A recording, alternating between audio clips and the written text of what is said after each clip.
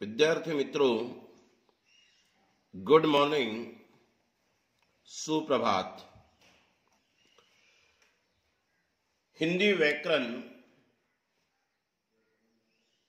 इस व्याकरण विभाग में हमने संधि इस प्रकार की ओर हम चल रहे थे। संधि इस व्याकरण के घटक पर हमने गत तासिका में संधि पार्ट 1 स्वर और व्यंजन और संधि पार्ट 2 स्वर संधि किसे कहते हैं, इसकी जानकारी हमने प्राप्त कर ली थी। आज मेरे विद्यार्थी मित्रों,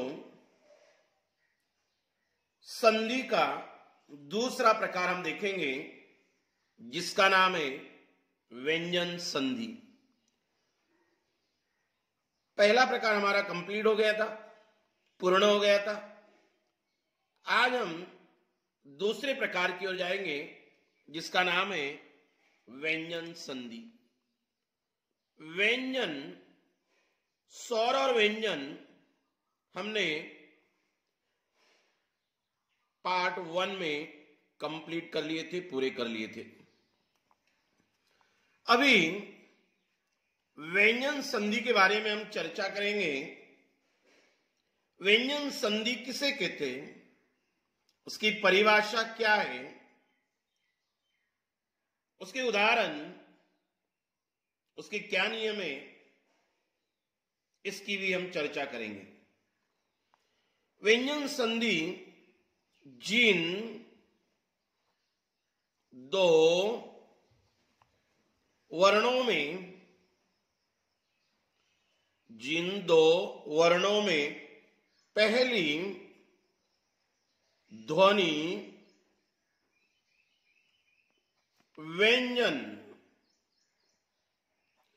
पहली ध्वनि व्यंजन होती है और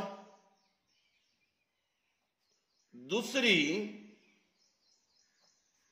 स्वर या व्यंजन, अर्थात व्यंजन के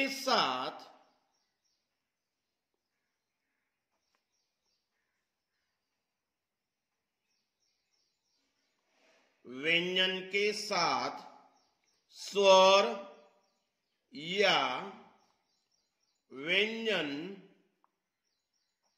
के मेल से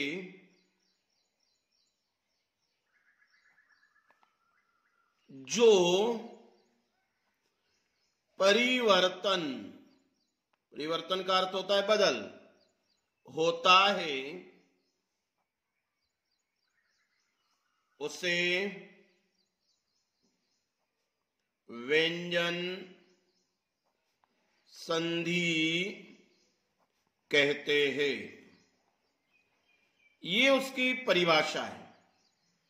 जिन दो वर्णों में पहली ध्वनि व्यंजन होती है और दूसरी स्वर या व्यंजन, अर्थात व्यंजन के साथ स्वर या व्यंजन के मेल से जो परिवर्तन बदल होता है, उसे व्यंजन संधि कहते हैं।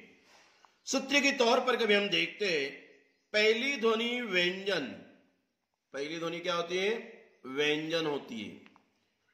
पहली ध्वनि व्यंजन, उसके बाद दूसरी में स्वर या व्यंजन,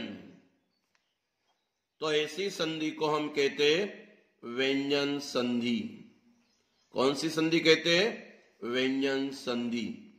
ये जो सूत्र हमें मिल रहा है, हमें ध्यान में रखना है कि प्रथम होगा व्यंजन, दूसरा रहेगा स्वर या व्यंजन, तो ऐसी संधि को हम व्यंजन संधि कहते हैं। अभी इसके उदाहरण हम देखेंगे, जैसे सत, उसमें हम जन मिला देते तो सज्जन हो जाता है। अभी यह हलक चिन्ह मैंने यहां लगाया है, इसका अर्थ यह हुआ है कि इसमें स्वर नहीं है, यह अपूर्ण है। ये तो कब पूर्ण होगा? जब उसमें अ मिल जाएगा। इसका अर्थ ये व्यंजन है, इसमें अभी ये व्यंजन मिला दिया तो व्यंजन में व्यंजन कभी मिलता है तो व्यंजन संधि, व्यंजन में कभी व्यंजन मिलता है तो व्यंजन संधि हो जाता है। अभी चित्त, तो दूसरा उदाहरण देखेंगे। चित्त, उसमें कभी हम आनंद मिला देते तो शब्द तैयार हो जाएगा चिदानंद, चिदानंद। अभी ये चिदानंद शब्द तैयार हो गया। ये है व्यंजन, ये है स्वर आ। इस व्यंजन में ये स्वर मिल गया, व्यंजन संधि तैयार हो गया। इस व्यंजन में ये व्यंजन मिल गया, व्यंजन में व्यंजन मिलता है तो व्यंजन संधि, व्यंजन में स्वर मिलता है तो व्यंजन संधि। ये व्यंजन में व्यंजन मिल रहा है, ये व्यंजन में स्वर मिल रहा है, मतलब दोनों उदाहरण मैंने यहां आपको बताए। लेकिन इतने पे हमें व्यंजन संधि परिपूर्ण नहीं समझ पाएगी। उसके थोड़े बहुत नियम है। कौन से नियम है यह हमें देखना है। असल में देखते हैं। नंबर एक जो रहेगा ये क्या बताता है हमें? नंबर एक में यदि तो के बाद कभी च, ट, ज, ड, द और न, च, ट, ज, ड, द और न, तो क्या होता है? तो जो शब्द है ये तो उसी में बदल जाता है। उसका उदाहरण हम देखते हैं। ये जो तो शब्द है इन्हीं में बदल जाएगा। जैसे जगत,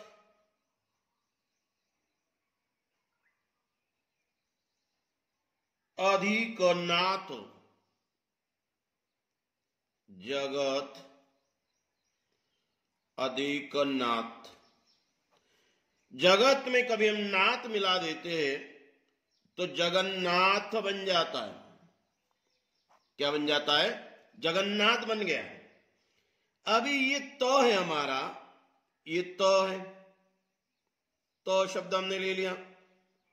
अभी इनमें से कोई शब्द से शुरुआत होती है, द्वितीय शब्द के प्रथम चरण में न हमें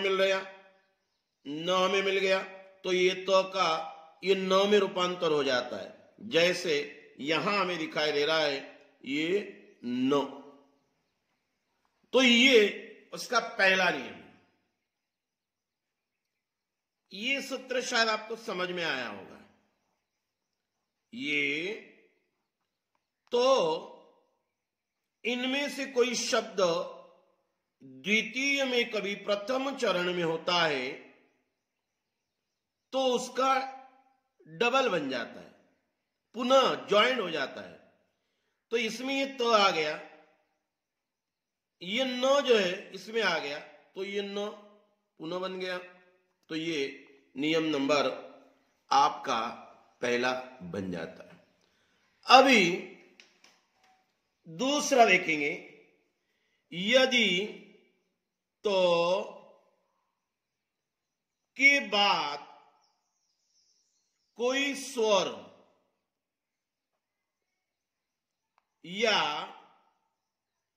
ग, घ, द, ध, ब, भो य वो, ये जो कभी आते हैं तो क्या हो जाता है? तो क्या होता है? ये तो जो होता है उसका तो का दो होता है। ये एक दूसरा नियम। तो के बाद द्वितीय में कभी स्वर, कभी ग, दो धो बो यो वो यो भो यो वो, तो क्या होता है? ये जो तो है इसमें से कोई आता है तो उसका द हो जाता है। उदाहरण के तौर पर हम देखेंगे, फॉर्मूला में मिल जाएगा।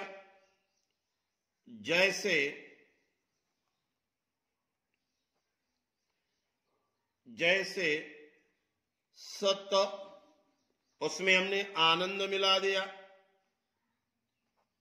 तो बन जाएगा सदानंद।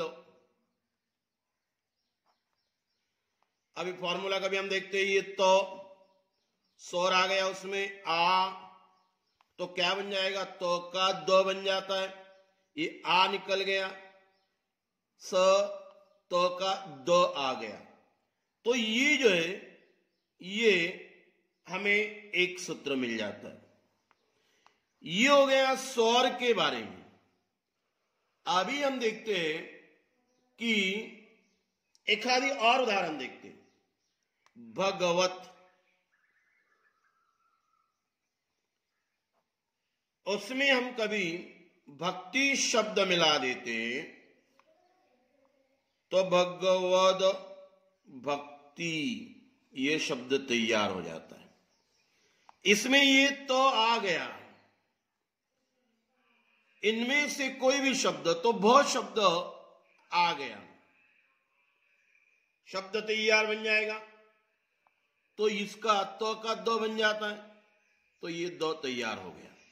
देखिए ये दो आ गया, तो शब्द ये हमें दूसरा प्रकार का एक नियम हमें मिल रहा है।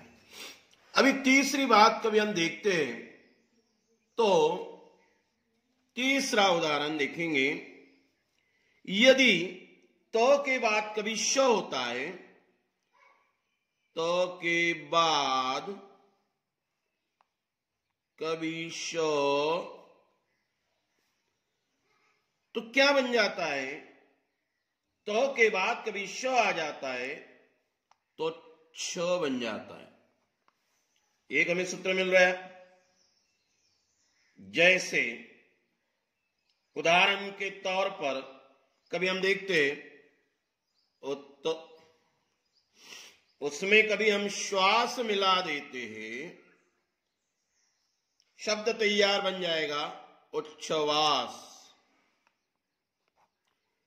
अभी ये शब्द तैयार हो गया, अर्थात इसमें आ गया तो, इसमें आ गया शो, शब्द तैयार होगा। ये सूत्र में इस उदाहरण में मिल रहा है। ये तो ये शो शब्द तैयार हो गया, छ मतलब उच्छ्वास। ये आपका नियम नंबर 3 जो है वह आपको मिल रहा है। अगला कभी हम देखते हैं 4 में देखेंगे। चौथा क्या है? चौथा नियम, यदि को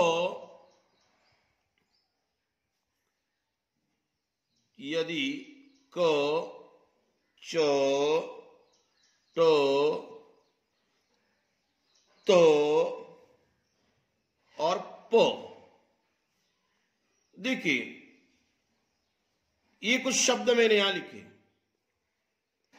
इनके साथ कभी नो या मो, नो या मो, ये नो या मो, तो क्या होता है? अपने वर्ग का 5वां वर्ण जुड़ जाता है। वर्ग का 5वां वर्ण जुड़ जाता है।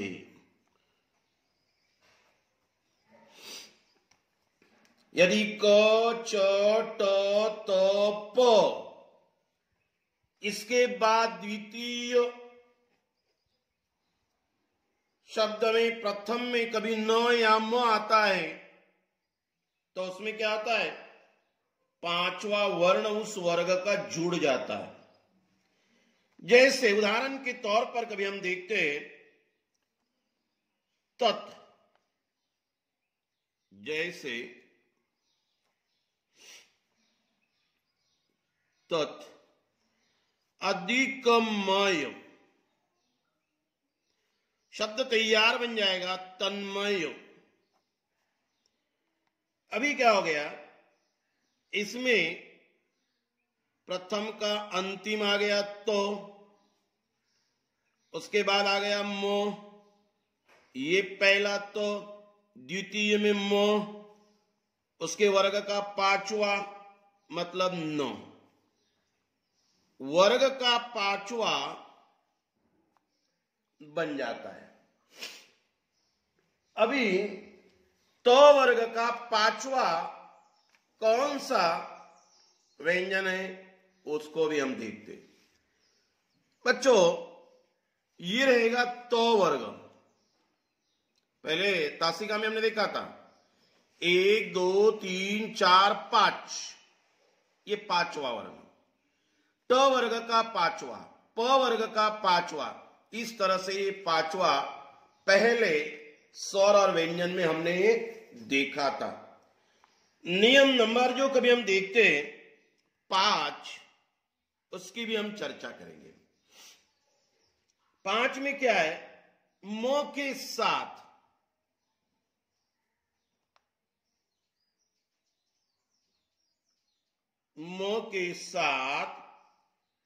क से लेकर म तक,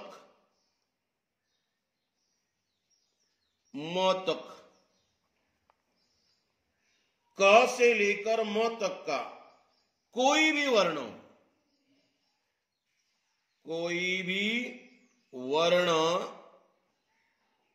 होगा तो म के स्थान पर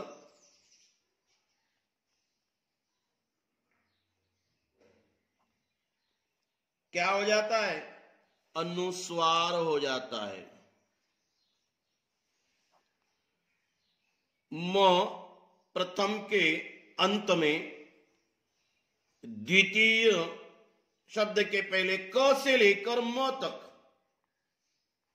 क से लेकर म तक, क से लेकर म तक अर्थात क वर्ग 1 क से लेकर त यहां तक, इनमें से कोई भी होगा तो क्या बन जाएगा, अनुस्वार बन जाएगा, उसका रूपांतर बिंदी में हो जाएगा। जैसे उदाहरण के तौर पर कभी हम देखते हैं, जैसे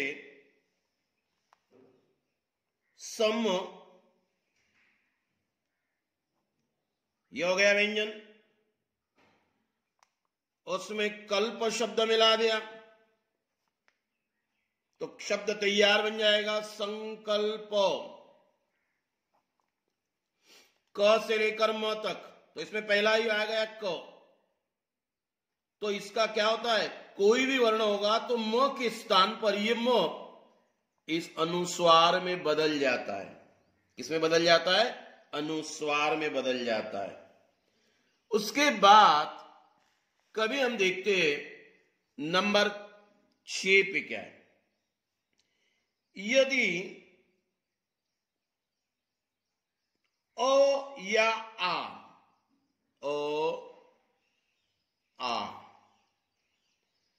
को छोड़कर कोई भी अन्य स्वर को छोड़कर अन्य स्वर, किसको छोड़कर, ओ आ को छोड़कर कोई भी अन्य स्वर के बाद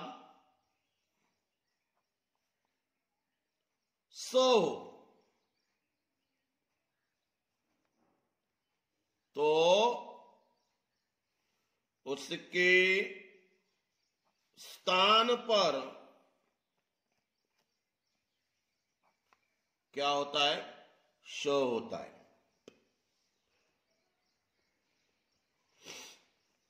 अ या आ इस स्वर को छोड़कर आ छोड़ दिया तो बचे हुए स्वर कौन से? ये, ई, ऊ, रू, ए, ओ, औ, आहा। देखिए ये हमारे स्वर है।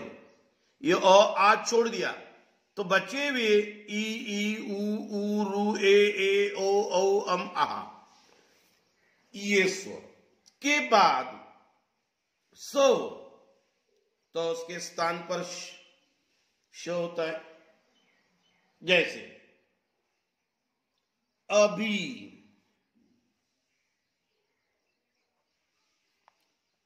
अभी उसमें हमने सेक मिला दिया, शब्द तैयार बन जाएगा अभिषेक।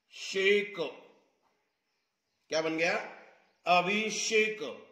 बच्चों ये भी शब्द कैसे तैयार हो गया? ये भी शब्द तैयार हो गया, ये भ है, उसमें ये ई मिला दिया तो शब्द तैयार हो गया भी।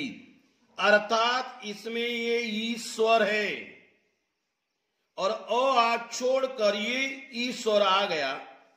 मतलब इस स्वर को छोड़कर ये ई आ गया। उसके बाद ये स शब्द है और ये बन जाएगा श। ये सूत्र हमें मिल रहा है, ये सूत्र मिल गया। मतलब ये स का श हो जाता है तो हमारे शब्द में मिल रहा अभी, स का श बन गया अभिषेक। इस प्रकार का बच्चों ये एक नियम है। तो इस तरह से ये नियम इसके हमें दिखाई देते। अभी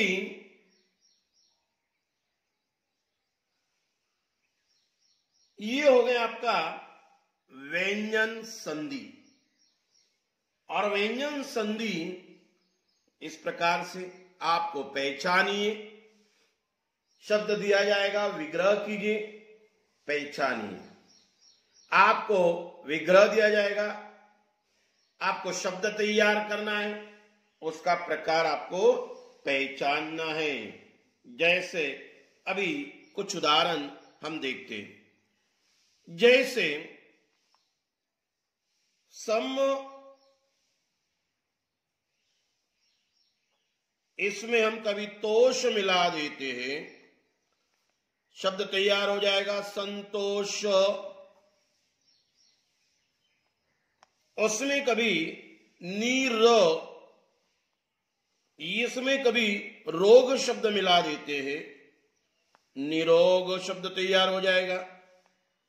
मतलब इस प्रकार के कुछ उदाहरण हमें मिलते हैं। तो ये स्वर संधि के बाद हमने व्यंजन संधि देखा। उस व्यंजन संधि के ये परिभाषा और उसके कुछ नियम हमें दिखाई देते हैं। तो व्यंजन संधि यही हम रुकते। पार्ट ये 3 हमारा कंप्लीट हो गया संधि का। अगला जो पार्ट 4 रहेगा हमारा 4 रहेगा, उसमें हम देखेंगे विसर्ग संधि।